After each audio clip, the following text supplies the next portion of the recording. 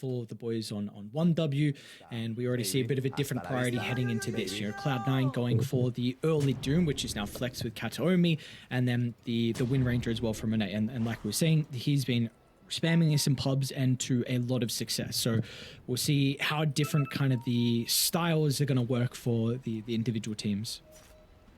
Yeah, for sure. Like, I think these two teams have very different expectations about how this game is going to go. You know, I have the expectation that G2.iG should get off the bat with a really good start to the laning stage. Although you got to be very careful of the bounty rune skirmish, for example. You know, if somehow you get first blood onto a C9 hero, then you're going to be in a much better spot. So it really just comes down to who's going to scout out who. I don't think maybe they did see the Eidolon moving past, so giving away a little bit of their positioning right now. A little bit of extra gold as well. Nothing to say. We'll say thank you very much to that. I really don't know how no one's going to be able to make this mid lane work. Like, he's going to need to, like, mischief behind tower and drag creep waves, because he is just going to get ho-ho-ha-hard, he's going to get peeped, he's going to get all sorts of harassment coming his way. And it's not like they even have the greatest supports to be able to help him out in that regard. How about, like, besides the lane which you are expecting to be very difficult here for no one, what about the potential for him to make rotations? Because we have seen this mid Monkey King for a little bit now with the Simeon Stride be very, very difficult for teams to deal with how fast you can be across the map. You know, is this something he can use to his advantage to maybe, you know, if he can't really get much mid lane, potentially offset some of the side lanes? Possibly, but you got to be very mindful of where you're looking to make a lot of these rotations happen. I would be very reluctant to, you know, go bouncing around in the tree against a Timbersaw and a Bat Rider lane, because you're just going to get that tree chopped down and you're going to be dead meat. So, A, you need to have some net worth to be able to make those rotations be effective, and B, you need to be very mindful of your own life. So if he is going to make rotations, I'm expecting them to be down towards the bottom side of the map, where it does feel a little bit more killable going up against X-Nova and Monet.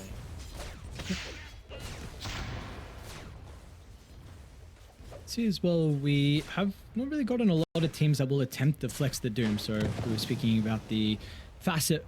Kataomi has gone for the Gluttony.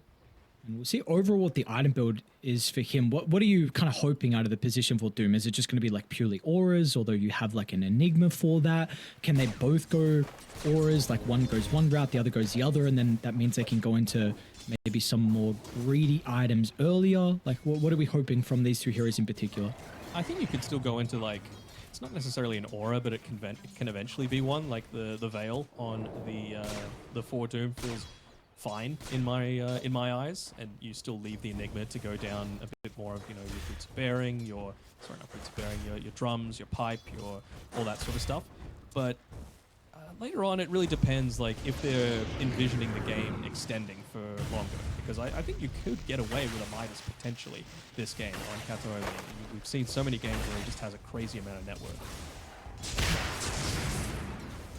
So bottom lane, X-Nova is getting possession of the tower. He's going to be okay. I'll quickly talk about top. Fishman actually almost going down. Looks like that will be the case. Baboka able to find first blood. That's a solo kill here for the Bat Rider. JT was nowhere to be seen, so very nicely done. This is what we were expecting though, right? Like, what do they have to be able to stop this from happening? It's basically just Glimpse, and I think it was used at the time, so no real danger of just going deep underneath the tower. Again, as long as there's a creep wave there, you're not really right-clicking all that much. You can use Flame Break, you can use Napalm, you can use Firefly, you can use all of Timbersaw's abilities without right-clicking him a single time, and he's just going to have a horrible time in this lane. I did want to speak about top and then go to mid, because I saw no one was actually having a pretty good time, but then that solo kill was there for nothing to say, and now it seems like it might be very difficult for no one to play. We got the double Wraith Band, triple Wraith Band now coming out with the extra levels in the Shrapnel, so no one started well, but we'll see how that giving up the solo killers, if it's going to make the lane even more difficult. He's looking to try and do his best, but, you know, again, you walk up, you get right-clicked a few times. What are you supposed to do against this? I wouldn't even hate seeing him put a single point in the take aim just to be able to use that active, get that little bit of extra attack range in. Just keep bullying him away. Make that rotation for the Monkey King just feel so much less impactful. are seeing bottom lane start to be a little bit chaotic. Snova's going to be the initial target. Tries to turn with a Storm Hammer. It's like, is that enough though? Katsuomi should be able to chase him down. Another round of the Chain Lightning. Better abilities to be able to find with the Devour. Number 1-8 as well will be forced to win runaway. So we are really seeing this bottom lane be quite oppressive for them. Yeah, for sure. And you know, they're even doing a great job of denying all these creeps underneath the tower as well. That's a lot of experience. That's a lot of gold just going away from G2.iG. They might even have caught Monet inside of the Eidolon. Can they get in front? Oh, they got in front. Well done. Is it enough though? Monet should go down almost to the neutrals, but not enough in the end. Really well done. DM is able to just get in front with the Eidolons, like you were saying, and this is a great start for them down bottom. Yeah, for sure. I'm actually a little surprised at how farmed Watson is up on this top side. He's gotten plenty of last hits. Yeah, you're not really all that concerned about the Timbersaw in terms of the damage that he's able to output for you, but again, there's a reason he's number 4 in the... I don't want to say the world. I think I saw Skem hit like 15k playing purely support, which is nuts. Not here at TI, unfortunately. Unfortunately not, but yes, that is crazy. He's always been a very gifted player. Fishman rotating down to bottom. They are really trying to shut down the safe lane, and it's like they should be able to do so. No one forced to jump over the trees, but Boka's going to come down as well and assist with G2.iG. So it does look like actually no kill will be successful. And importantly, no one didn't TP for that, so nothing to say can't look to commit super deep to pushing in this mid-tier 1 tower, because it's just so quick with that speed stride to be able to just get straight on back to the lane. I guess that's no one's mentality, right? Look, if I can't farm the wave, I may as well be doing something. Well, he's in trouble. Yeah. Okay. Glimpse. Got him. They got him range. They're going to be able to bring it down though. The TP will come out. Boundless, unfortunately, still on cooldown, and no one will respect that. Wanting to overstep the boundary. The top lane Watson also getting pressured a little bit under the tower, but JT doesn't have the greatest mana. He's got a pretty full stick as well on Watson to be able to protect himself. How are these power runes looking to go? Bobaka looking to try and protect the top one, but it's actually a damage coming through. Very happy to get that. Should be able to secure a bunch of last hits with... Hold on. Looks like he could maybe go on to Bobaka, but not going to be the case.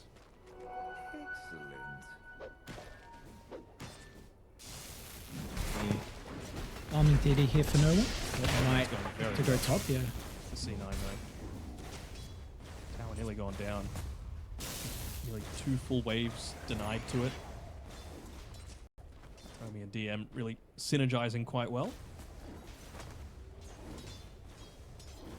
How much of a concern is that for this current Wind Ranger carry that we're seeing in the meta? Do you really need your lane to go well? I don't necessarily know if you need it to go well, but you need to like keep the areas of the map that are available to you intact for as long as possible, right? Because you're not the greatest farmer early on. You know, you need to be able to feel safe to power shot a bunch of creeps, or you know, even just use the power shot to keep your tower alive by, you know, nuking those lane creeps away from you. You need to get into that maelstrom. That's your real farm accelerant. But with opportunity mid lane, Fishman, they're going to be able to get the glimpse back and look at the rotation. Watson actually TPs into the lane. The damage they were missing prior, that's not going to be the case with the Lina rotating, and really nicely done from them. We saw how aggressive the sniper was playing, you know, poking down no one, but once he stepped a little bit too far forward, yeah, there's the respect. I mean, that was all Fishman there with the glimpse. For sure. I mean, he's playing very well. Again, just playing around that observer ward. Just caught a glimpse of him there. No pun intended. Pulling him back underneath that tier 1 tower. Although, you see what happens, though, when that sort of rotation does happen. You know, Watson, he just has to go into the jungle. They've got a nice deep observer ward placed down by Bobaka as well when he was roaming around as that Bat Rider. So they know that Watson's not really coming back to this lane, and they know he TP'd to be able to make that sort of thing happen. That's why they're committing so heavily on G2.iG, and I think I just see a ping as well from Nothing to Say saying, hey, why don't we just kill Fishman? They should be able to get another kill onto Monet. You got the Monkey King nearby. Boundless Strike's going to enable DM to close the distance. The Black Hole will not be required. Yes, there'll be an Assassinate for Nothing to Say, so snipes Kataomi now looks to go to top as well. Fishman's not going to be able to juke through the trees. Will be a little bit bit of a nuisance there with the glimpse away, but it's not going to matter in the end. Or maybe it will actually, because with a glimpse into the black hole bottom lane, I mean, Fishman is making him work for the kill, and the glimpse actually sets up for another big one. Looks for the deny. No way. Fishman, are you serious? No way. I mean, the outplay from Fishman, a disruptor, a hero you don't really see too often to make outplays like that. That is some really cool stuff from the 5. For sure. I mean, that's the sort of thing that a disruptor is able to do. It's one of those pos 5s that you can legitimately carry the game as him. You know, just a single glimpse can suddenly turn a team fight. You know, a blink ag static storm can lock an entire team in place to just turn everything into your favor. And he's kind of styling on them at the moment. Yeah. Very impressive. Levels is going to be the really important thing for Fishman. Unfortunately, level 4 at the moment, so we'll see if he's going to be able to keep up. But really opening up the map is going to enable this Monkey King to play pretty active, and you do have some heroes that are very position-based here with the Wind Ranger along with the Sniper. So maybe they can look to try and feast on these squishy heroes. Maybe, but I think for now, Monet, like, he just needs to be very conservative, right? Like, he needs to push himself back inside the jungle. This is probably the safest place that he could be right now. And this is that period of time that I was talking about for Bobika to really put in work. You know, he needs to be the one making a lot of decisions around the map. He needs to be the one putting his body out there to be able to say, hey, kill me instead of my carry, because he's probably got the best escape potential. But even then, like, again, you're up against a disruptor. You just need to get thunderstruck and pretty much dead. With the game slowing down a little bit, JT is going to be able to farm a couple of stacks over at the triangle. Make himself towards the Kaya. And everyone else may be starting to hang around the mid lane. Will be a regen rune, so nothing too crazy. Big active room for no one to be able to make moves across the map. Kataomi's got his Doom available as well, so that's going to feel very nice for him. Just softening up a neutral camp right now for no one. Well, I mean, he's keeping up somewhat in net worth. I really thought that this, like, it's a 700 net worth lead for the Sniper versus the Monkey King, right? But 10 minutes in, I thought it could honestly be much worse. I was thinking of a crushing when I saw this lane initially. I feel like the next couple of minutes are probably going to tell whether he'll have a pretty solid game or just be like a mediocre performance on the Monkey. We'll see how... He's only got 2 points up at the Primal Spring, so if he's able to keep up in farm, and again, if they want to continue to up the pace, I mean, you got Pipe. I guess it's actually still a fair bit away considering how expensive the Ring of Trask and the recipe is, so seems like you're okay. I mean, Watson's been uncontested so far here with the Lina, but your reading don't particularly want to up the tempo too, because Baboka Batrider, we've seen in the past, this hero can be quite greedy. They might be able to get a kill into Fishman though. Disrupt the steps a little bit too far forward. Oh, that's gonna look for the Static Storm TP. Good. Okay. Oh, now you see why I like Fishman. He just does these little things. I mean, he's doing what I feel Bobika should be doing, right? He's putting himself out there. He's slowly delaying things. He's making them go for him instead of farming.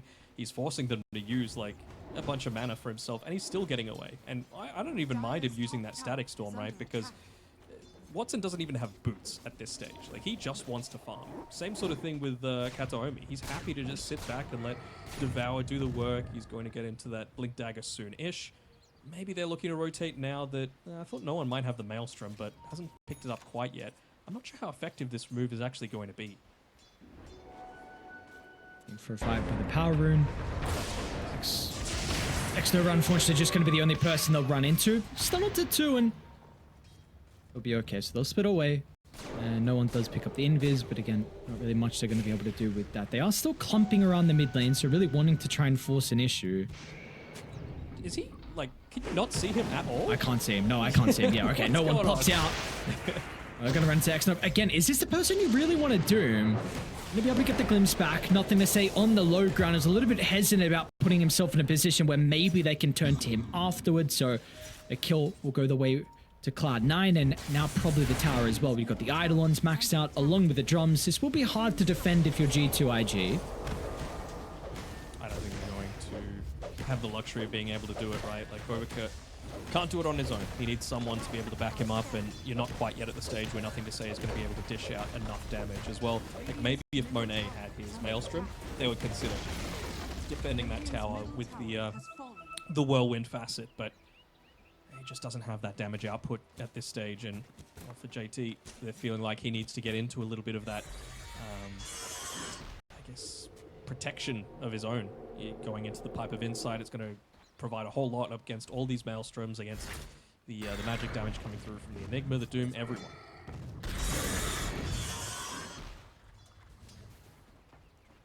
They really want to go with the smoke though. Nothing to say next over. A little bit hesitant with the path they want to take. Nothing to say is going to pop out now. So this is, yeah, we really are seeing though, Radiant don't have the ability to make plays across the map. That's probably going to change pretty shortly with the blink on Baboka, but it's really been only Cloud9 that have dictated the pace so far in this game, and that'll continue to be the case. They're starting to bring their heroes down to bottom, setting up a formation. Another smoke from them, looking to play in front of Watson.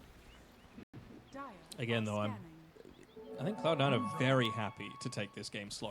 You know, you're playing with a Doom. You don't have that Blink Dagger yet. You're playing with an Enigma and a Disruptor. You can just upgrade so heavily. The glimpse back, they'll get it. They will respond this time, though. The sniper out of position. He doesn't have a lot of health to be able to survive through the damage. Monet's going to look for the turn, but it's not going to matter. With the Focus Fire activated, he is out because he has to be cautious about the glimpse. It's still on cooldown for a while. If he stuck around any longer, maybe there was an opportunity. We are really seeing the difficulty from G2.iG. Just the rebuttal from them inside the team fight seemed non-existent. The response isn't there as well. Baboka was so close to blink, but everyone else wanted to fight. Just not at the on the same page, or not even in a position to be able to take these 5 fights. And Cloud9, they know that. They are getting whatever they want out of the map. I feel like things might change. You know, you've got the sniper coming back online. He's selling a few of his items, but it's that Blink Dagger on Baboka that they're looking to play around with, especially considering it's nighttime. So the vision will be a little bit less. You can go for a smoke with the rest of the team. You can maybe find one of these quick pickoffs, but you can't be... Yeah, he's making sure to stand outside of that creep range. Didn't want that Blink Dagger to be revealed. It's a good surprise factor. DM's not the worst one to be able to get if they were to move right, but it looks like they want JT to join in, considering they are relatively lacking in damage right now, and well, no one... He's not going to stick around in that lane. He just jumps down, uses the Primal Spring to shove it out, and then goes back to safety. Yeah, look at the wave before they smoked, though. Like, mid was across the river, top we just saw where it was, kind of the remnants of the tier 1, bottom shoved in. Like, the lanes were not in a good position for G2.iG to smoke. They still tried nonetheless, and it's given time for Cloud9 to be able to rack. This is a Gleipnir online for Watson. So if it's a fight around a tower, he could definitely look to get involved. In fact, they're just going to force it inside the river. They saw that smoke, though. The Observer Ward placed down by X-Nova is going to at least provide them the way to be able to back off just in time. Baboka's still... he's not going to have a choice. I was about to say he doesn't want to reveal that Blink Dagger, but he's forced to go into that creep wave, so they might be mindful of that. Just not wanting to put themselves in a position to get caught out, but a bit of a pincer move even potentially happening here. Catch out, nothing to say once more. Looks like he'll be able to just get away. Which X-Nova will not be able to split to the west fast enough. So this is probably a kill, I imagine, into Roche. It looks like Watson did come through the portal. He's actually going to go back through the portal. Sees an opportunity maybe for Monate farming in the wave. Able to catch him in time. Watson tries to step in range for the LSA, which is maxed out. And with a rin run on cooldown, Monate is potentially blown up, trying to turn and do as much damage as he can, but it's not going to matter in the end. Watson, he showcases that he has far too much damage for the Wind Ranger at this stage. Nearly 2,500 more at this point. You know, this is the power of having a good lane. This is why I was so impressed with the amount of farm Watson was able to get out of that lane. I feel like 0 deaths is not what G2.iG were envisaging when they went for this lane setup for themselves. I think it was just the 1 kill on Fishman as well in the lane. So in my eyes, that is nowhere near enough benefit that you were able to get out of this. So how can they change it around? I mean, what can they even look to play around with? I still haven't seen a lasso, you know, and one was due to Fishman using a very clever static storm on himself. One was they were able to dodge out that smoke previously because of what he was saying with that the lanes being set up in a way that made it a little bit too obvious. Monet, he's got the Maelstrom now. I kind of feel like you're forced to move with the rest of the team. You know, Focus Fire's up in 5 seconds. Maybe you can get a quick kill somewhere, but Bobukert feels kind of like he's not doing that much this game. You know, he's not cutting lanes, he's not finding pickoffs, he's not making too many stacks. 1-0 and 0 is an okay stat line, but you just see what the win probability is, right? It's only 11%, and it's because Cloud9 are doing whatever they want, it feels. Yeah. You get no one here. He stays on the lane. They're setting up top JT. Katomi's going to be able to blink forward and is ready with the Doom because they're also coming over from the south and the north. One Sun's actually still on cooldown. Oh. Okay, so is able to escape, puts the Doom on cooldown, which could be something. I mean, it's a 6,000 deficit, but yeah, let's see what you can do now once the Timber gets back out of the map, and maybe it's just time. Maybe that's actually just what it could be for them. Yeah, I could certainly see that. Again, though, they need to fix these lanes. And mid lane, DM's doing a great job of just keeping it shoved in. Someone's going to need to address this. JT right now has probably the biggest amount of burst damage available, so he's going to say thank you very much for the net worth, but what do you do now? Like, do you group up together? Is this a little bit too obvious? I kind of feel like it is. Just have a look at some of the vision placed down by C9 as well. Very defensive, so they should be able to scout out any sort of movements quite easily. Even just Katomi with his positioning, going to be standing in front of his core in the tree line, making sure that if anyone does reveal, he's got that blink dagger, be able to just hide away. They're going to be too slow by the looks of it. Rish will go down. They're going to be here to potentially contest as Katsuomi. First point of contact, and now with the jump in, Baboka a little bit too late. Watson gets the Aegis. Do you still want to try and take the fight? Nothing to say, he's got the vision. Starting to pummel into Watson, who's stuck inside with the Roche Pit. Tries to turn with the protection. Watson getting enough damage out to deal with the Wind Ranger, but now it's not enough in the end. With the buyback out of Katsuomi, they've jumped onto the sniper. They're still going to be cautious though. DM with the solo black hole over the right side. Watson's need to be able to get the damage required to kill off JT, but it means they're not dealing with nothing to say. Finally they can turn. Once they killed the Timber, it meant that no one was there to protect the sniper, and in the end, it's going to be a 5-man wipe. Cloud9, it's been a great start for them in this game 1, and that will continue to be the case. They'll lose the Aegis, but it doesn't matter. A 5-man wipe for the boys on Dire. And a pretty easy 5-man wipe as well. Again, it's Bobukert just coming up a little bit short in a bunch of these engagements, right? He blinks in, tries to go for the Aegis snatch, tries to get a big lasso play away. Katomi, he's very happy to give his life up for the cause, you know? Pops the smoke, gives a ton of information. Has to use the buyback to be able to get back into things, but I don't think he really cares all that much. They got so much out of that engagement, and just straight back to farming. Playing around those ultimates once again. She was... How is this going to get any easier when you're taking team fights into a lineup that is Doom, Static Storm, Wukong's Black Hole, and this lead is continuing to grow. You're already getting 5-man wipes. We see them able to deal with the Timber easily. You see they can also have other heroes and just run it, nothing to say. Like, yeah, you kill no one, but that is a sacrifice worthwhile. And now once we shortly go back to live, we're going to see Cloud9, they are beating down some of these objectives, and still you've got an ultimate on cooldown being the Black Hole, and it doesn't matter for them. No, it doesn't. And you know, even using the offensive glyph, wanting to make the most out of having that siege creep along with them. So if that's a tier 2 tower cleared out for the map, it's very, very nice for them to be able to just have the freedom to be able to now even, you know, play around mid tier 2 tower, take away the outpost, take away a big portion of the map that G2.iG still need to be able to catch up with. And you mentioned like what's going to happen in these future team fights. I mentioned in the draft, like team fights, if G2.iG are trying to take those, they're going to lose this game. They need to be playing for pickoffs, not team fights. And that's why, you know, the fact that these smokes haven't worked out for them is such a big deal. Not only are they not getting the net worth, there's another kill pickoff here onto JT on the top side. Not only are they not being able to get these kills, they don't have the freedom to play around the map because they're just so scared of playing together and walking into another one of these like black holes or static storms. This does feel like the recipe, right? You've taken a tier 2 tower, just walk down a bunch of different lanes, place down deeper and deeper observer wards to enable yourselves to do this.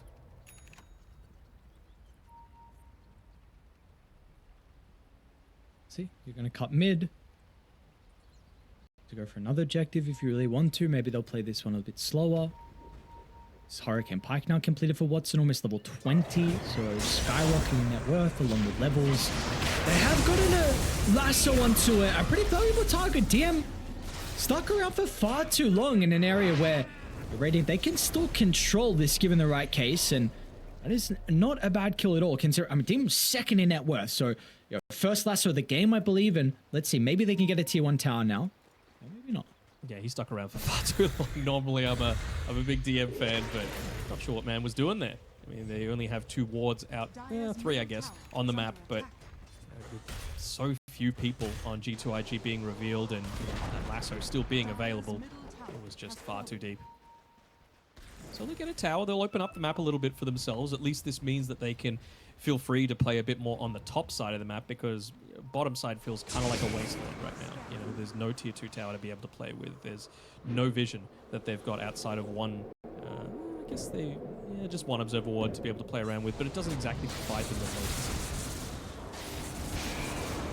I sit down from no one. Was able to pop the smoke. Scouts out that movement from the Sven along with the Wind Ranger. And that will give them time, or at least information, to be able to find the Tormentor as well. I believe Shard, who did that go to? Went to Kataomi.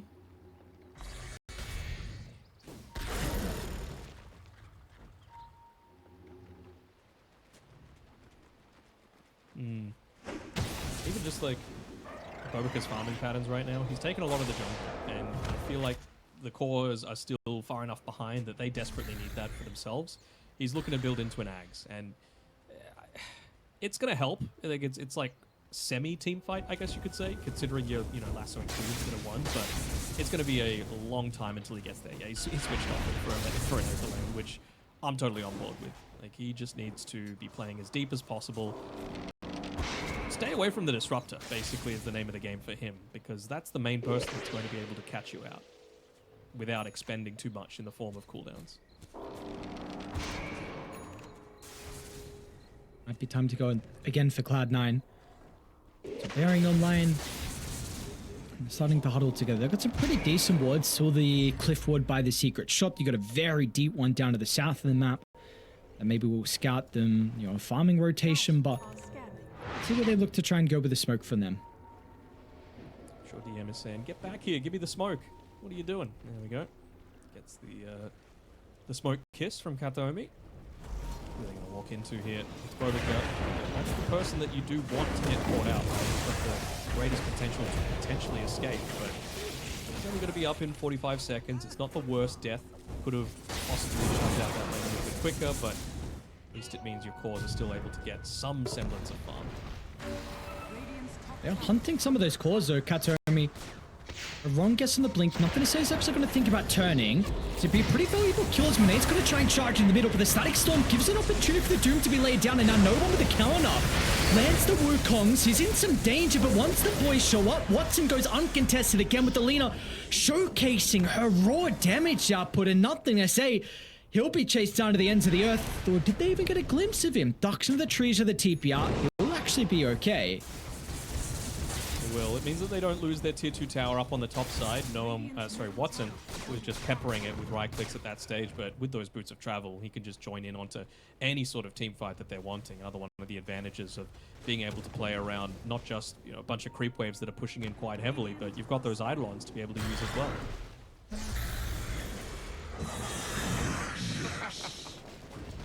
The one is underneath the observer ward, so yeah, it's going to give Provoker an opportunity to be able to jump on forward, but the BKB is still available. No one wants to turn, but nothing to say up on the high ground as the sniper really got the damage output. No one wants to jump over the top, gets close to the sniper, making it very difficult for nothing to say to feel free to right click, and Grenade's not going to enter. Let's see what the Wind Ranger is able to output. Locks onto the Lina, but it's not going to be enough in the end. They will pay some respect with the BKB expiring, almost able to get the glimpse back. That was nowhere near enough, and it was all because of the Crimson Guard, right? DM just pops it, and that Wind Ranger just feels so ineffective with all of those shots going everywhere, the arrows flying around. They tickle at that stage. A gift from the temple. Doing. It's not really going to change anytime soon. I mean, Monade is recognizing the lack of damage there with the Daedalus queued up. That is quite a way away for him to be able to get to that stage. It was the right idea. The shot though? They just needed to more Is people he- there. Oh my god.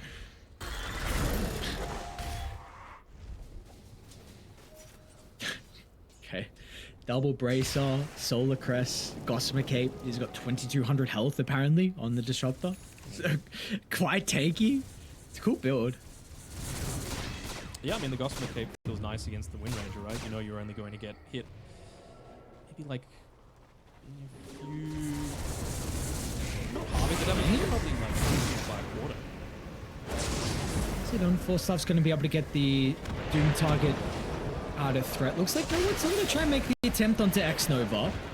We should be okay unless Watson's going to be able to step in range. It's pretty deep inside Radiant's territory, but apparently it doesn't matter.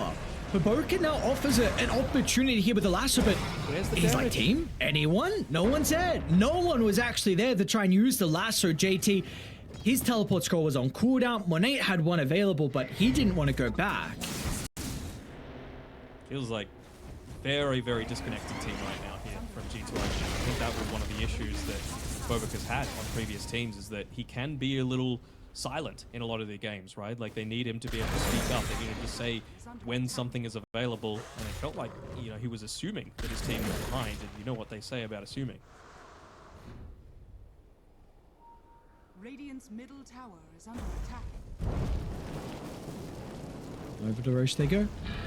This time it will be at least a Roche without a contest afterwards, so Aegis into the banner and a potential higher ground siege soon, which I suppose still is something that, you know, we need to, I would say Cloud9 need to be a little bit more cautious on, with the ability for them to position themselves and, you know, maybe find a lasso into blowing someone up at JT inside the river. Make it to the high ground. They are wrapping on all angles. I think they got a glimpse. I don't know who pinged, but is that? A rough idea of where he was, and I'm sure that the rooster crying out, saying it was daytime, was like, oh, God, gotta get out of here. They could probably see me at this point, but still able to get away with his life. Still Watson, though. He is having an absolute banger. Didn't want to be shown up by Duraccio with a carry performance. Not quite at that stage yet, but, you know, certainly starting off incredibly well. 8-0 and 4, no deaths. Really building into the Monkey King bar as well. Pops out of the invis, says hello to X-Nova. And another kill for them onto the Sven. 8 deaths. And a godlike yoink from Watson.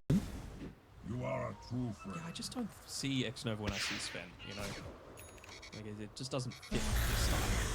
I want to see those big team fighters. I want to see the Phoenix. I want to see the Bane. I want to see the Disruptor even from him. Ivan. Should not giving that role this game, and see they are struggling. Maybe not necessarily too much as a result of that, but just overall they're having a lot of difficulty for G2.iG. This T2 tower is going to go down. Looks like top lane is going to be the choice for them. The knock on the high ground. Are they going to start? Lasso's going to be popped. Counter initiate's going to be there in regards to the Doom, but keep in mind, Watson has got the Aegis. They're not even going to kill him.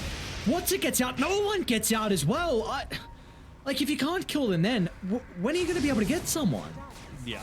I mean, I suppose they didn't have JT there. They forced his TP back, but he wasn't actually there for that engagement. So you've still got the Timbersaws damage yet to come, but I see no BKB yet for Watson as well, right? So if it does extend out, not only do you have this late game Enigma, late game Doom, late game Disruptor, very, very strong, you've also got a 9-second BKB, probably at about like the 37 or so minute mark for Watson that you're going to have to deal with, which is pretty scary considering he nullifies almost everything that the Timbersaw is able to do.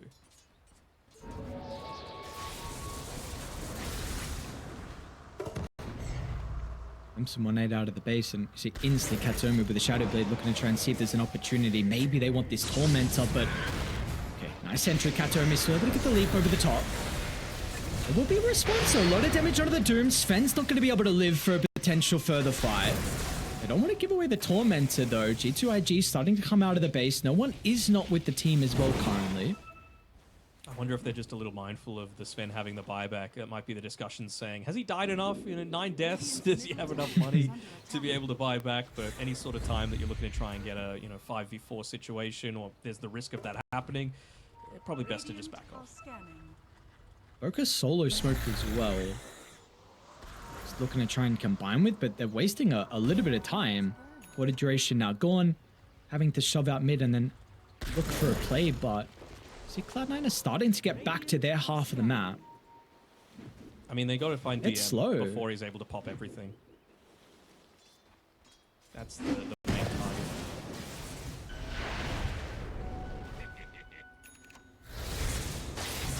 To be able to claim anything. Stuck inside the smoke, just farming jungle camps. It's making time, I suppose, for Monet to be able to get closer and closer towards the Nautilus. He should have level 20 at that time as well, so some more reduced damage reduction, I guess is the best way to put it, from the focus fire. Already having such a difficult time going up against that Crimson Guard. Do they have any offensive dispels yet? They do. On who? Cloud9? Yeah, no, on G2.iG. They have the nullifier. Oh, sorry, okay, sorry. They need something that's going to go through that Crimson. The damage is just nowhere. 1-8 is kind of close to 700 gold away from Daedalus. It's still going to take a little bit of time. 30 seconds left on the Aegis. You see, can be a little bit risky. You're maybe trying to dangle someone's life and get these squishy heroes to reveal themselves. They're going to go for the lasso once again, but if you group up, DM's Black Hole is going to be ready. Still Watson Aegis for another 15 seconds. There's the Black Hole. DM, he finds 3. With the Wukong's combination, it's just perfect. You're going to be relying on the buybacks, and they'll use all of them that they've got to try and turn the tides. Watson's Aegis out in 5 seconds, but they'll get him down to the low ground. Regen's going to be there, and they can go back in. What a Black Hole from DM. And they're not done. They get a glimpse of Nate stepping a little bit too far forward. He used the BKB, so used the buyback prior. He's got the BKB at least now, but there's nothing. Nothing left in the tank. No damage at all. This is Cloud9's home now. They're just, oh, man, no one's just going in. No fear in the world. Using that nullifier to be able to pick up the sniper. No buyback. GG. No G2.iG. What a performance. They played into their hands perfectly, right? They didn't crush mid lane as hard as I thought they would. They didn't go anywhere near as much in off lane. Getting kills onto those two relatively little cheeky ones coming through from nothing to say as we're getting one at the moment as he's walking towards the rune.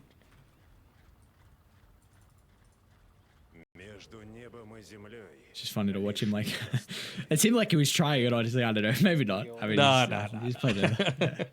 Give him more credit than that, come on. Yeah, sorry, he's played a lot of puck in pubs so far. Are they going to be able to get up onto the high ground before the smoke breaks? They will. So right now, a slight advantage to G2.iG with some of their movement. Fishman with those overprotective wisps as well. Be in a great position to be able to stop any sort of gank.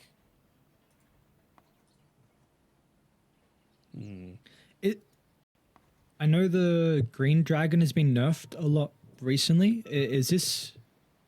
Are we now seeing the mid lane DKs go for the fire dragon instead?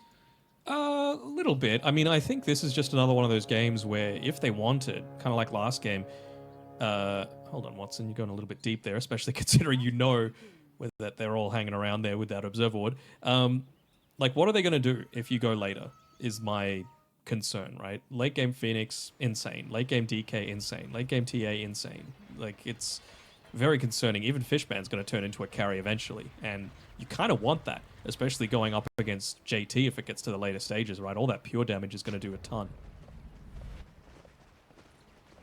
And they do you feel like you could say the same? Sorry, they picked the Wind Ranger into the enchant as well. Like, that's another concern for mine. So, like, he's going to just offensively dispel you quite a lot. And even if it gets to the later stages with JT going into, like, let's say an Ags, you can dispel that reactive armor just with your enchant.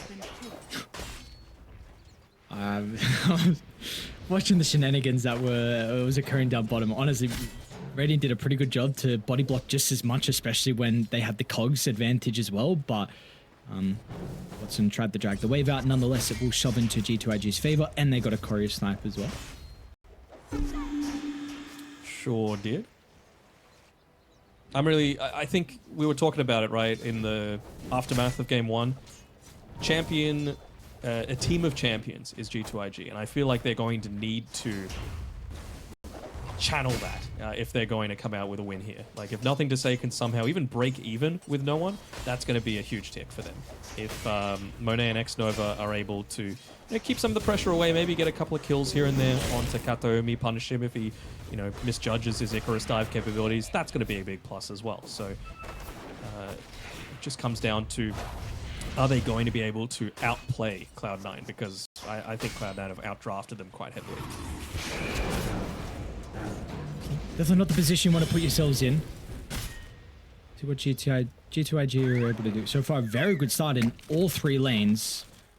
But the Boker is being a bit of a nuisance with the Cogs and Watson's over on the other side, so not able to do that much to the Clockwork. But yeah, a really good start for Cloud9. Nothing to Say is getting pressured heavily onto the tier 1 tower.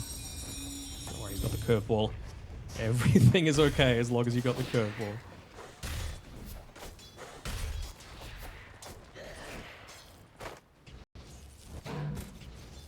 They have just gone back to the well with a lot of the similar sorts of things, right? Timbersaw happening again, Wind Ranger happening again, and it didn't exactly give them the greatest amount of success in that game number 1, right? At least this time around, they've got a puck to like guarantee that you're going to get some Timbersaw damage coming through, or you're going to guarantee that Clockwork Battery Assault isn't just going to get run away from. Man, Nothing to Say. Nearly dying, yeah. I don't know. Maybe we didn't say it enough as well.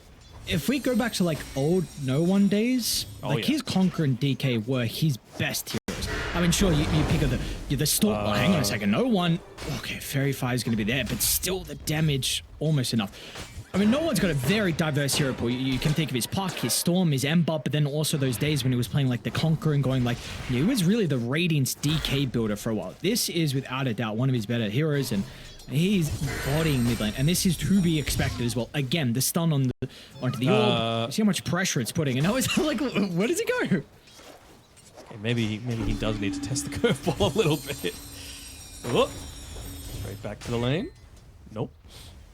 But I mean, kind of like what we were saying about Watson earlier, I feel like you could do a similar sort of thing with No One, right? Like, I would say his Puck and his Storm Spirit are very signature for him as well. His Death Prophet as well is very signature. Like, so many things that this man is able to do. It's a reason why he was at the top of his game for quite a long time. And there are very few people his age that are still like known as some of the best mid laners in the world. Yeah. And honestly, I don't think it gets spoken about enough at how he was able to move over to the position 1. When I was watching his games on OG, I was very impressed with his performances. I felt like he was not potentially the issue with what was going on there. So always excited to see it. Always great to see No One still back in and having some great success on a really young, a roster with some new talent as well. And Watson showcasing 26-5, bodying bottom. 15-0 here for JT, and again, like we were saying, like you don't have the Shadow Demon now to make stacks here for the Timber to maybe get ahead. Old G just catching strays. Who was the problem on Old G? I don't know, but I'm just saying I think he looked very good on a role that wasn't his.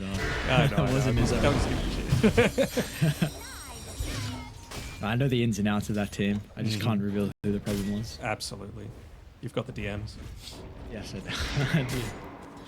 Top lane, first rotation, we're going to see the Enchantress start to come through the portal, and they've got a wave that's already prepped to dive. Xnova's also used the banishments, and they're not going to have this defensively for Monet. The Boka will try and TP in and now offer some assistance. Now Kataomi stuck inside the tower range. Monet's going to be able to find the finishing blow with the power shot. Should also live to tell the tale unless Fishman finds him with the blood grenade, and that will be the case. Very nicely done. Getting that little turnaround. Yeah, it sucks giving up the first blood. They thought they might even give it away through to Xnova. He had 3 stacks of the Shadow Poison, but giving that first blood over to Monet is going to help him out a ton. But you still see the current state of the game. Even with that going their way, it's a 2k net worth lead, 6 minutes in. Pretty much every lane is going well for C9 right now. Not just in net worth, in levels too. So they might be in some trouble. Okay.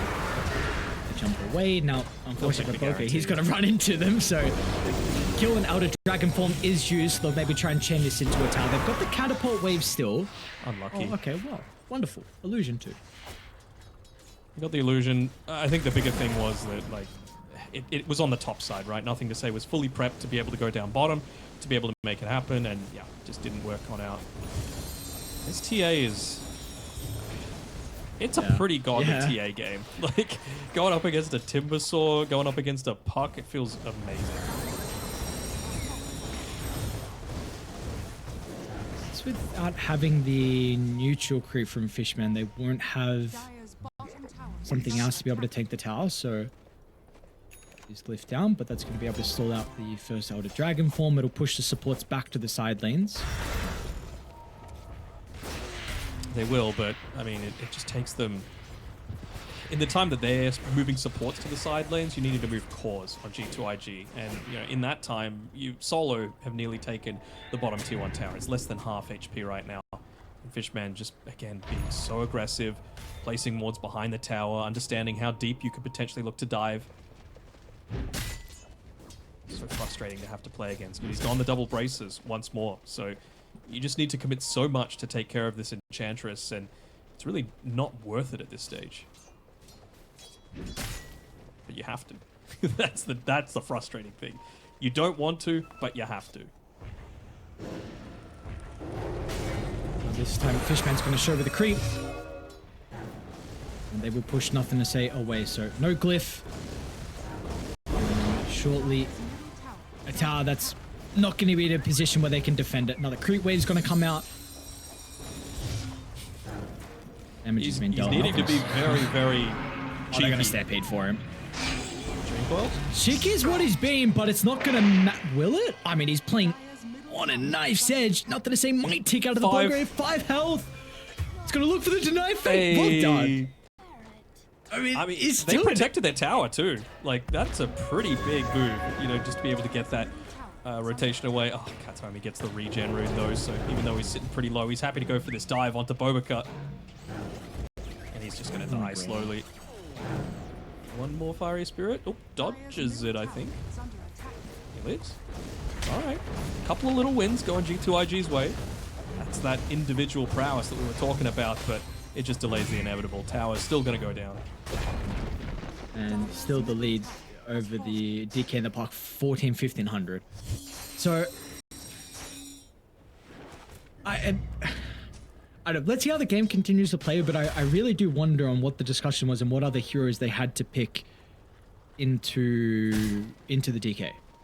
As we were saying before it was coming out, like, yes, he's been playing a lot in pubs, but like, this is not a good matchup versus the Dragon.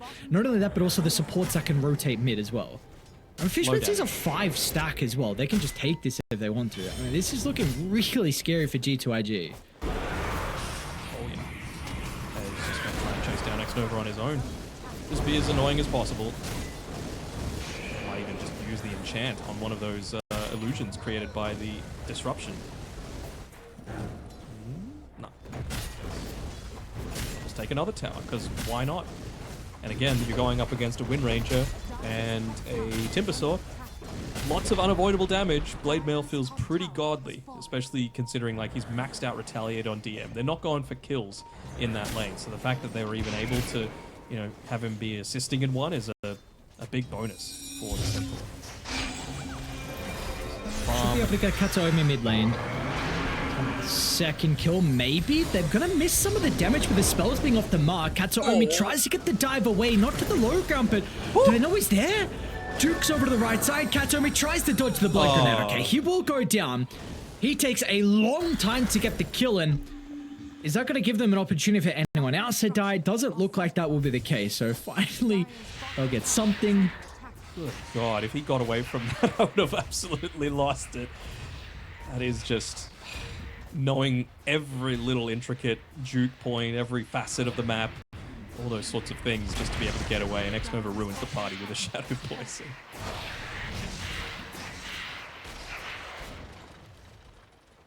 No, we've kind of tried to do our best to go down to bottom whenever we can, but again, we can do it with Watson taking the T1 tower, and it's still 5,800 top net worth.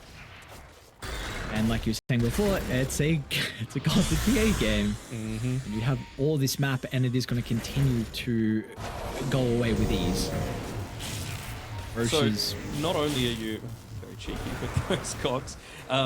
Not only are you going to be losing towers, not only are you going to be losing Roche, you can just see what he's got queued up, right? Aghanim Shard coming through. Amazing game for the Aghanim Shard. Not only are you resisting a lot of the damage that the Puck and the Timber are able to throw at you, you're also just enabling them to be locked down for so much more with that silence coming through from the Psionic Trap. Means that, you know, eventually, I'm sure they're going to look to synergize it. Well, no one's already got the Blink Dagger, actually, with that. So you'll have a dead Puck pretty consistently this game, I'd say, once you get those few extra items. Just give it maybe 4 more minutes or so. Are we in desperate times where someone was going to be out? This time it's onto the Enchantress. Stampede to maybe help them close the distance on some of the reinforcements. DK is here. The Fishman is making him work for the kill. One able to jump over the top. Holds down with the clockwork, but both got unable to escape, especially with the Breathe Fire being on the mark. So a 1-for-1. Took a long time to be able to take him down there. That's his third bracer, and he's got the Seeds of Serenity as well. Wouldn't hate seeing him go like casual raindrops, but he's rushing into the Solar Crest, both to enable his team, further the Roshan taking potential, more minus armor to enable Watson just to be pretty devastating to have to deal with. And JT, you are dead, man.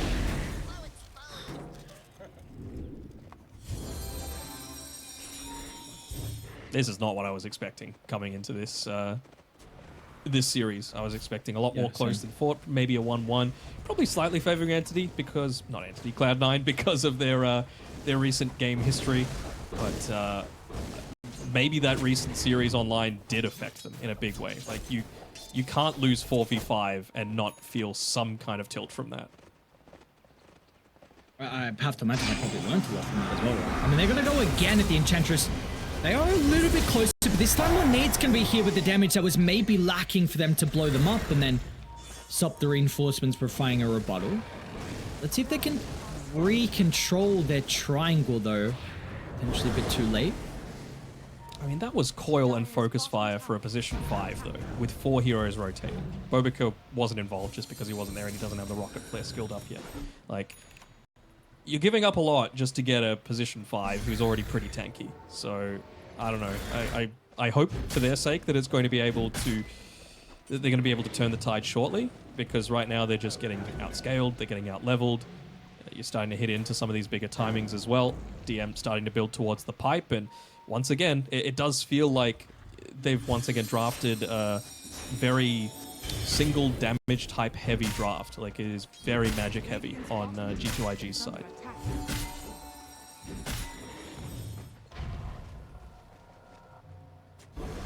And I'm really just waiting to see, it's probably when Roche moves to top is when they're they look to take it for Cloud9. I mean, it is not that desolated build for Watson. But nonetheless, he's been really happy with what he's been able to get out of the map. Like, they are already starting to occupy right next to the T2 tower, and we see again, this is without the Aegis Vantage. Maybe they're actually going to try and make the attempt on someone A. Potentially happy with forcing out some reactions, which they will get. Fishman's going to be locked inside the cogs. Manate will try and do his best to turn here with the Focus 5, but the damage is still lacking until JT gets involved. Coil will snap instantly. Katsuomi always has a threat of the supernova, and they will not continue to go for more from G2.iG. So the tower kind of protected again. I don't think that we're really trying to force it there from Cloud9. Getting some reactions out, it will be the Enchantress that goes down, but they had to bring everyone. They had to bring everyone, and again, it's just an Enchantress. Like, that's the thing. You still used Focus Fire. You still used Dream Coil. I suppose they've got the attitude that, look, we're probably not able to kill anything else anyway, so we may as well get the kill while we can. We may as well protect our tier 2 tower and not just sit back and do nothing. But all that time, Watson was just inside of his ancient camps farming. Like, he's got the Aghanim Shard now, right at the 15-minute mark, and he's halfway towards the Desolator already. Well done. Instant D-ward. And I was honestly about to mention that word, saying like maybe this could be an important one for G2.iG, because we know there's probably a fight to break out around the top with Roshan being there now and then wanting to clump up and take the T2 tower, but that vision is gone.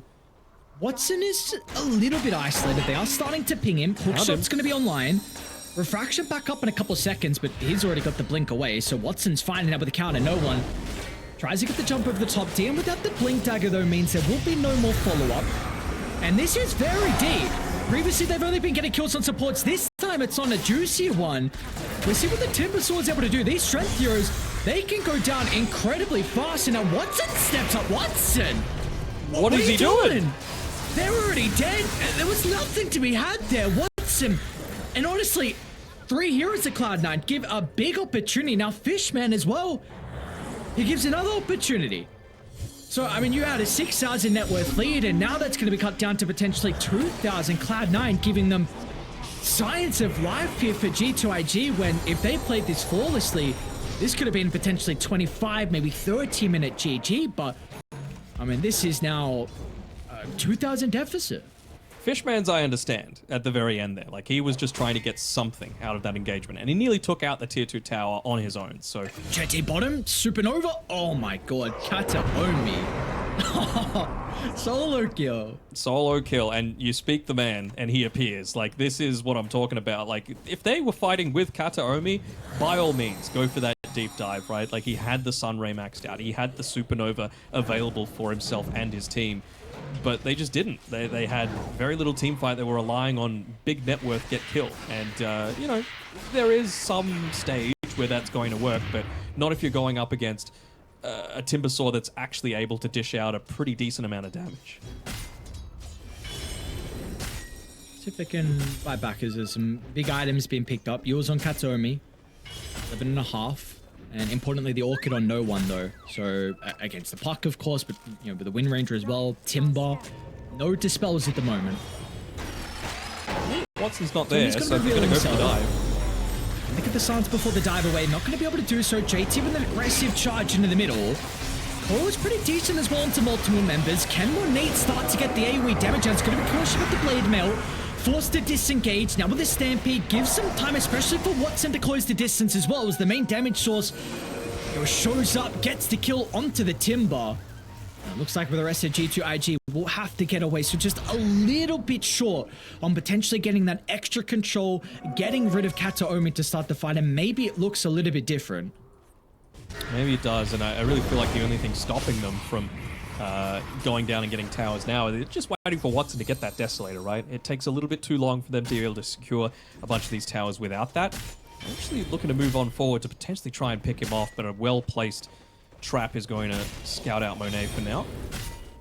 Looks like they should... I was about to say they should be able to get this tier 2 top, but they've got the glyph, and it will be refreshed if they're looking to try and commit onto this. So yeah, just look to quickly take out the creep wave, keep it up for as long as possible, but again, just delaying the inevitable, it seems.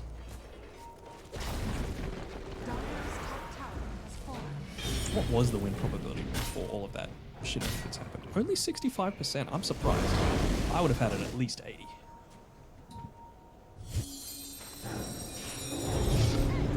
Ain't nothing to say. He's going away, but no one. Hot pursuit. Good positioning by Boca. Yeah, he's going to be forced to try and jump in with a hook shot to protect him. Meanwhile, Watson on the other angle. Look at the silence and the damage. Watson maybe actually stepped a little bit too far forward. Monet gets rid of the refraction straight away. Now he's gone. Supernova's in a great spot. I mean, X-Nova can't enter, and meanwhile, you are just stuck inside the river for Monet. So Monet will go down. It's a 1 for 2, and Kataomi trying to catch up to X-Nova, but he's going to go to the north instead of towards the eastern side of the map. You just see the difference, even just with Kataomi being there, right? Like, you've got the Blinding Sun, really effective against the Wind Ranger with all those right clicks coming out from her consistently, and they know that this is the time to be able to be trying to take these fights prior to that BKB being available, because she just feels so relatively weak going up against, you know, Fishman, who's got the enchant, with the Blinding Sun available, with, you know, yourself still being able to be stunned, slowed down, whatever it might be. It just feels so squishy. So not only are they not getting a very favorable trade, you're still dying and giving up a bunch of that unreliable gold.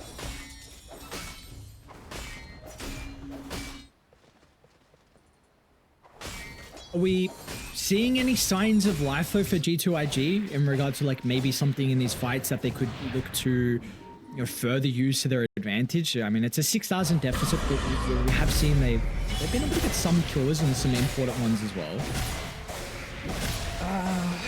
It's hard to say, honestly. Like, you've got now a Guardian Greaves on JT, so not exactly what you want to see a Timbersaw buying a lot of the time, but with that being said, it's kind of necessary considering you're going up against the silence from the TA. You don't want to get caught out by that. So at least he's going to be a little bit more active in a bunch of these team fights. I think I still need to see them playing a lot more around, you know, hook shot into blink Timbersaw combination onto Kataomi, for example, before he's able to do anything in a lot of these engagements. If they can accomplish that, you might say that they're back in this game somewhat, because it might mean that Kataomi needs to itemize even more defensively than he has right now. And speaking about the defensive itemization, I mean, it's a very long build-up for nothing to say with the Lincolns instead of something like a USL. So he's going to have a difficult time still with showing up to fights, and we already see that Cloud9 are feeling strong enough to be able to force down this Roshan. There will be no fight to be had. G2.iG looks like they're just going to keep this one up. Just dies way too quickly. No real point in contesting it. Everyone's taking damage as well because of Fishman being the one to tank it up with that untouchable. So now Watson can actually look to play that bit more aggressively. He's got the second life to be able to do so. He's got the Desolator building into the MKB as well. So just another way to be able to deal with that Wind Ranger. They've already got so many different ones, and it's just going to improve from here on out. Radiant's middle tower is under attack. I respect it. Baboka using his full health border. Trying to farm one on Ancients. You gotta get some farm. It's in a sad state, Clockwork, right now. You know, I think the cogs need to be overpowered for it to be pickable, because you don't do much beyond like the laning stage and early mid game. Alright, everyone was there for it.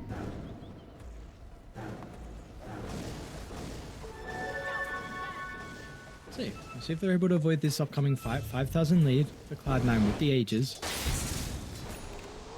Doesn't seem like they're ready to go just yet, though. Like, what's the reason that you would want to go just yet, right? You've got 4 minutes left on the Aegis. You've got 400 gold left until BKB on no one. Probably not going to get a Crimson Guard anytime soon on DM, but I mean, even just the BKB feels so free to take a lot of these fights. It means you're not worried at all about anyone but the Wind Ranger. And even then, like, are you really that worried about the Wind Ranger? So if they should be. Monade is second in net worth, but maybe not at that stage where they need to be worried. They will smoke from Cloud9. DM's going to reveal himself inside the lane. The next creep wave down, connecting. though, by G2.iG. They've got good vision in both top jungle, bottom jungle, lanes in a decent spot as well outside of that mid one. Dire's middle tower is under attack. Smoke on smoke. They really want to play around that. What might favor them? Smoke's gonna pod. DM doesn't get the initiation. Look at the damage coming through from the Timber. DM almost gonna be brought down, but here's okay. Now Baboka stuck inside the middle. Nothing to say, in some danger, but the Hoof Stomp's gonna land. They should be able to deal with the pocket. It's a beautiful location of the Supernova. They cannot address it. All they can do is just split away. JT to the west, but they can hunt him down. There's going to be no escape for the Timbersaw. Watson and Cohen hot pursuit. Meanwhile, no one. He also was able to catch up to X-Nova. JT actually will be able to get some further distance away. Maybe they're just going to leave him. Feels like will take a little bit too long. So he will escape, but again, no one. He was able to catch up to the secondary support. And back to mid they go. So yeah, I mean, we saw it was an okay start. They almost dealt with the Centaur, but he got everything off, and the egg was really perfect on the high ground for Kataomi. That's the key thing, right? Like, he was able to pop everything, right? Blade mail used, pipe used. It means that you can't really commit super heavily on Monet for that team fight. It just feels so awkward, right? That they need to use everything onto him. He's not the one that you want to start on. You want to start on Kataomi for this fight, because you saw how impactful he was. No one who doesn't really have anyone nearby. We look for the BKB TP out, and no way to address this, so no one's going to be okay. That's not going to get away as well. No tier 2 tower mid, no tier 2 tower top. Don't really need to venture down towards the bottom side of the map just yet. I was actually looking to go for a bit of a solo kill here. Is Kataomi onto poor Bobica as he flaps away. We'll get away. Portal 2 wants to help the boys out. No one doesn't have BKB, remember. Oh, and he just got clipped with the Shadow Poison, so no Blink Dagger. Able to join the rest as DM, they want something, and they'll take it, even though it's just X-Nova. Worth it at this point if it's going to open up that bottom side of the map. Take all outer towers, and maybe they could wait for the next Roche, maybe they wait for the Tormentor, maybe they wait for even just the Wisdom Rune. But they are still very firmly in the driver's seat. I doubt they are. High ground is gonna be the call. So Cloud9, not much to stop them. Half duration of the other Dragon form, with the Dark Troll Summoners as well to work with. This tower's gonna fall fast. They found, I was about to say they found nothing to say. He's hanging around on the left-hand side, so they know there's no puck. JT is going to walk underneath a ward as well, so they know he's inside the jungle. No Timbersaw, and that's where They're gonna go. part of the burst damage is coming from. Aegis is almost out for 20 seconds. They want to try and deal with the Dragon Knight instead, but look at the Sunray bonus health, and now with the egg placed on the low ground, they got to get out. So this will at least give them time to reset.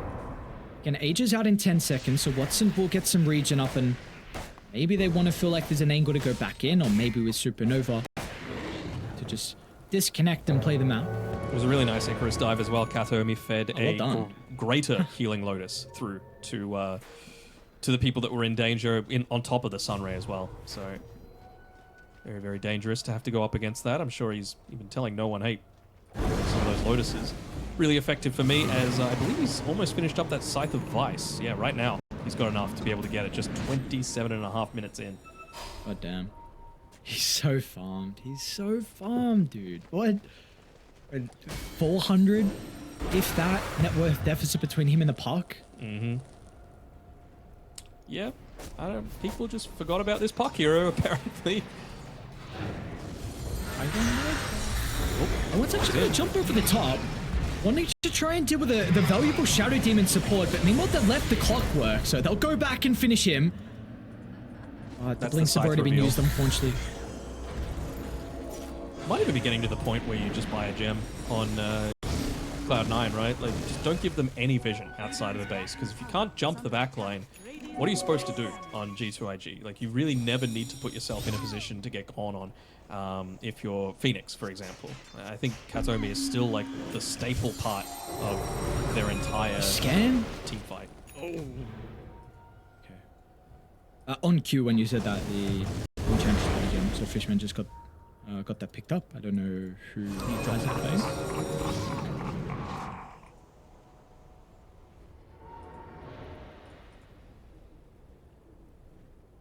Is continuing to go. 12,000 net worth lead, 28 minutes in. They are kind of moving down bottom to deal with Kataomi, who's a lot of net worth. Would be a big kill if they're going to be able to find him.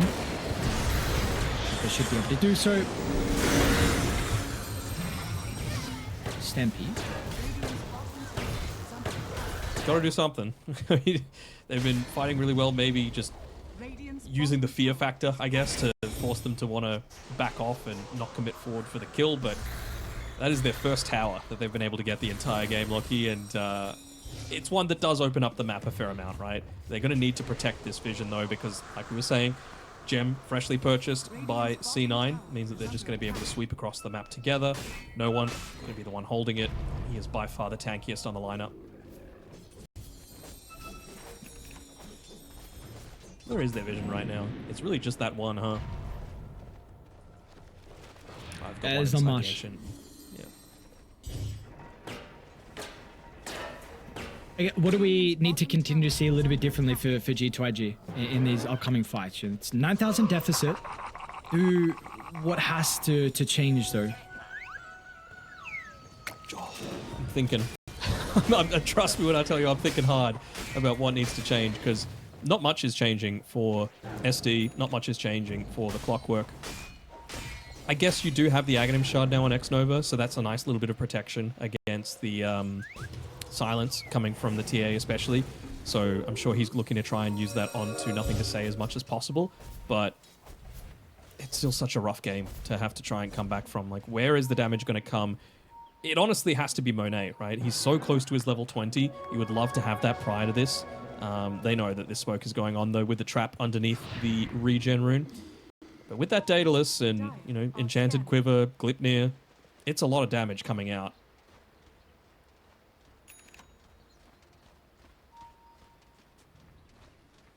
So, but Alright. knowing the smoke's going on, will not connect. So, unfortunately, Roche 35 seconds. They might be able to get some vision set up around the area, though. Be a nice little start. There's nothing to say. Radiant's bottom Very tower ballsy, I is suppose. under Just attack. seeing the Tormentor being taken, realizes that they're not really going to be up on this top side of the map. Just wants to fix the lane somewhat, make the eventual Roshan a little bit less obvious. And TP is actually coming back from X-Nova here. Maybe just wanting to help the boys out as they go for their own Tormentor. But is this going to put them out of position when Roshan does eventually spawn? It's only 5 seconds away. Kind of feels like they're not accomplishing much, you know? They're just backed off for no real reason, given up their positional advantage. DK... Now they'll come out gem. On Radiant? Yeah, so. Because he didn't check that high ground, so you've got a bit of vision over Fishman, although Nice just scan. denied it. Scans on the mark, so they know they're outside the base. But like you said, without that observer ward on the high ground, you're going to kind of have to play to the right side where Watson is set up TA with some trap. traps. They're going to scout him out. The blink away, and of course they have the UAV now with the clockwork online as well. They are under the cover of the smoke still for a little bit of time. In fact, the smoke reapplied once again. Just give him all the vision possible. This is DM really awkward. dangling himself out there, realizing how beefy he is at this stage of the JT, game. he didn't get the jump over. Oh, JT didn't latch onto the tree. Now they need to just blindly jump in to protect him. Scepter doesn't even buy him enough time. They want to try and turn to do with the super. It's not in the greatest spot to protect it. And then 1-8, he's just going to charge into the middle as well, but he's got to respect the damage from Watson with the MKB. He's almost gone in a couple of seconds. Banishment will not save him. Watson stands his ground, turns to nothing to say. Watson, there's so much more damage up. It will finally go down. But now with JT off the back of the buyback, he should be able to get some revenge. Stampede is actually still available for them to work with, and no one will scurry away. So that's 3 heroes that go down. A buyback used from JT as well. That would have been a disaster if X-Nova wasn't able to clean up Watson at the very end there. Big amount of gold going the way of the Shadow Demon. So, I mean, it still isn't the cleanest, of course. Like, you lose 4 heroes, you lose a buyback on your Timbersaw, you're still on the bottom side of the map, Roshan, so you should be able to claim it in about a minute's time when Watson's up. We have a long death timer, by the way. I guess he's just that damn farmed, but I'm just trying to envisage like the stage of the game that it needs to get to for X-Nova to really feel hugely impactful, you know? It feels like a lot of what he's doing is respond to the single target lockdown that they've got, and then try and use the disseminate onto Timbersaw's target and just have a huge amount of AoE damage, break that pipe instantly so that you do at least get some of that damage coming back the other way with the Maelstrom on the puck, with the Focus Fire Glipnir on the Wind Ranger. Only back live. Through the portal into the waiting hands of G2.iG, which maybe gives them a bit of an opportunity. This is 50 seconds without the Phoenix, and Roche is still down bottom for 45 seconds. That is a very odd positioning coming through from them. I mean, no one had revealed on the map for quite some time, and knew that Roshan was pretty much guaranteed to be on the bottom side of the map at that stage, and just walking down there solo felt like a bit of an odd choice. They looked to maybe peek their heads in and see what's going on, but they take it pretty quickly themselves with Monet now having a pretty decent amount of farm himself.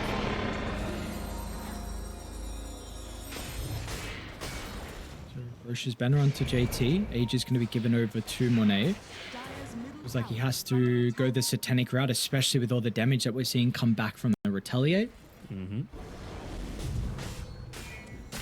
Nothing to say is able to Radiant are scanning. to get into that Aghanim Scepter, then well, it's pretty good with all of that damage coming out from the Enchanted Quiver, from the Witchblade, from the Maelstrom. At that point, he's only 1,000 gold away, and maybe this Aegis is going to be enough to be able to stall it out. He even gets a free Aghanim shard as well. Not bad. Not bad at all. Still feels like he needs more though, right? Like, Yeah. we've seen really ultra late game has been, the dataless is even something that we've seen very often for the pucks, and so Charisma, we haven't seen that in such a long time, so it still needs a lot of items, but I think really the main thing you were saying, right, is the fact that this Aegis is just time for them. Yeah. It still needs to be very careful on top of everything, right? Because you're still going up against a TA. who's got an insane amount of burst damage and the Aghanim shot. You walk one step in the wrong place, you're dead. He's got nothing to be able to save himself. It's all like... Onto mid lane, onto JT, but X-Nova's going to be there. So the banishment to try and protect him. San's going to be walling off. The counter's still going to be there. DM finds the opening. Hex is also onto the win range. They just lose the agents without a response. They need the puck to hold them into place, but a defensive supernova kind of counters the coil.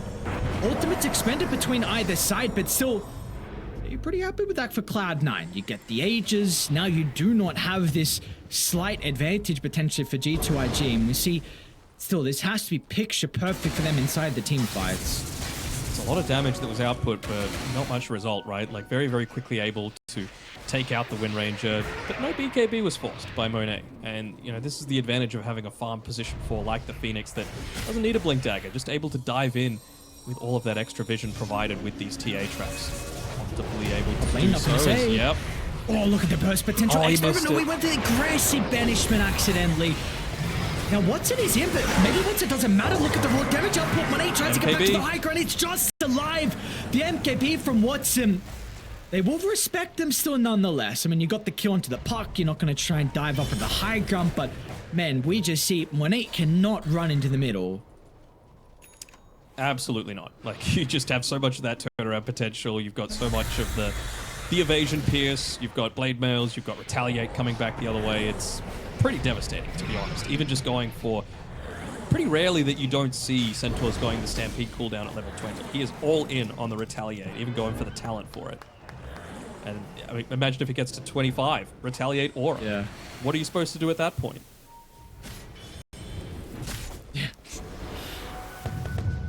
They're just sieging from afar, acting as artillery, delaying the game further, trying to get into that next item for the puck. He just finished up the Aghanim Scepter at least, so that's a little bit of extra damage output for him, but could be also bad for him if it means that he plays a little bit cockier, because you saw how quickly he was able to get burst down just then. But you kind of need to just bank on your own individual skill and play this glass cannon route.